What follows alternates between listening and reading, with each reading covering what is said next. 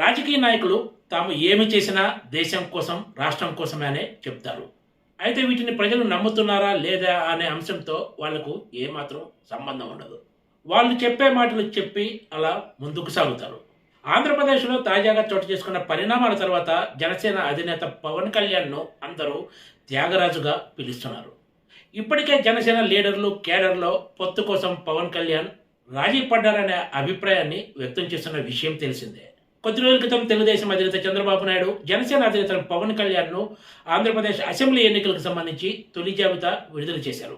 ఆ సమయంలోనే జనసేనకు 3 లోక్సభ, 24 అసెంబ్లీ సీట్లు ఇస్తున్నట్లు చంద్రబాబు నాయుడు బహిరంగంగా ప్రకటించిన విషయం తెలిసిందే. దీనిపై విమర్శలాగా పవన్ కళ్యాణ్ మాత్రం తమకు కేటాయించిన లోక్సభ సీట్లను కూడా పరిగణలోకి తీసుకుంటే మొత్తం 40 సీట్ల వరకు కేటాయించినట్లంటూ ఒక వింత లెక్క చెప్పారు. 24 అసెంబ్లీ, 3 లోక్సభ సీట్లను తీసుకోవటాన్ని ఆయన గట్టిగా సమర్థించుకున్నారు. గత ఎన్నికల్లో తాము కొన్ని సీట్లైనా గెలిచి ఉంటే ఇప్పుడు మరింత డిమాండ్ చేసేవాళ్ళమంటూ చెప్పుకొచ్చారు. ఈ సీన్ కట్ చేస్తే టీడీపీ, జనసేన కూటమిలోకి బీజేపీ ఎంట్రీ ఇచ్చిన తర్వాత ఈ లెక్కలు మరింతగా మారాయి.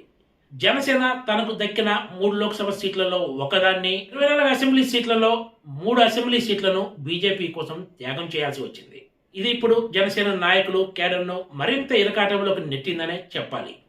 సీట్ల కేటాయింపు విషయంలో రాష్ట్ర భవిష్యత్తుకు ప్రథమ ప్రాధాన్యత ఇచ్చి ఒక అంగీకారానికి వచ్చినట్లు జనసేన అధినేత పవన్ కళ్యాణ్ అధికారికంగా ప్రకటించారు. ఎన్డీఏ భాగస్వామ్యులుగా రాష్ట్ర ప్రజలకు సేవ చేసే అవకాశాన్ని సద్వినియోగం చేసుకుంటామంటూ ఆయన వెల్లడించారు. తుది ఒప్పందం ప్రకారం తెలుగుదేశం పార్టీ 144 అసెంబ్లీ సీట్లలో 17 లోక్సభ సీట్లలో పోటీ చేయనుంది.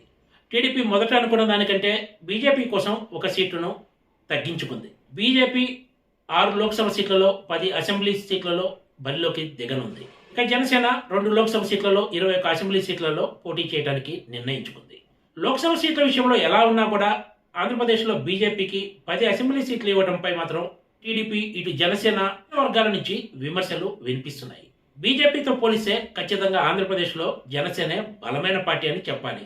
అలాంటిది జనసేన తన సీట్లను తగ్గించుకొని ఏమాత్రం బలం లేని బీజేపీకి సీట్లను త్యాగం చేయడం విచిత్రంగా ఉందని చెప్పుకోవచ్చు. Please subscribe TGTV.